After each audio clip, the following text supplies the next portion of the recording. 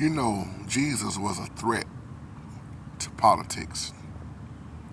This is kind of like a part two off of the video I just did about they died for us to have the right to vote. If you caught that video, then you're gonna really understand this one. And May, your question was a great question because you said, "Well, how did Jesus really view politics?" And you gotta remember back then, the Roman Empire, what they had going on. And I'm gonna put it to you like this. Let's look at the Pharisees for a moment. They rules and traditions of men and how they done people wrong, self-righteous, their authority. You know why Jesus was a threat to them so much?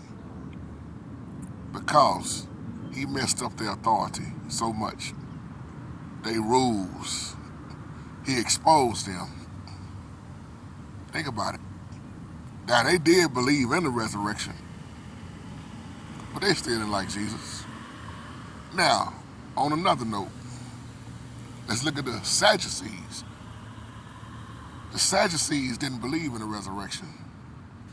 But when you study, you'll realize that the Sadducees were very wealthy. That's the difference between them and the Pharisees. They didn't even believe in the resurrection. And they had power also, and they had money on top of money.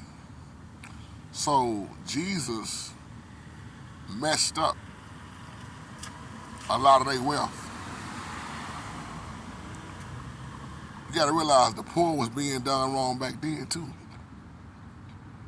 When you got somebody, excuse me, comes on the scene, mess with your power, mess with your authority, mess with your wealth, mess with your politics. Oh yeah, he made them mad. And you gotta realize they was heavy on taxes back then. Come on, the tax collectors. See, Jesus was going around giving people hope. He was healing, he was teaching. And the Roman Empire was very, very, very, very wealthy back then. So now you see why you're getting the greater picture on why I always talk about why he say my kingdom is not of this world. And how he never told us to try to save the world. Because he was about his father's business. He was a threat to them. That's why when people start asking me about politics, I'm not talking about opinion. I'm going to give you the biblical way of what the Bible say about politics. Obeying the laws of the land until it goes against. It contradicts his word. And everything they do is shiesty. I mean, you name it. So when people start talking about voting and they get mad at what I say, they mad at the Bible. It ain't my word. I'm going to give you a biblical answer. Jesus was a threat to politics.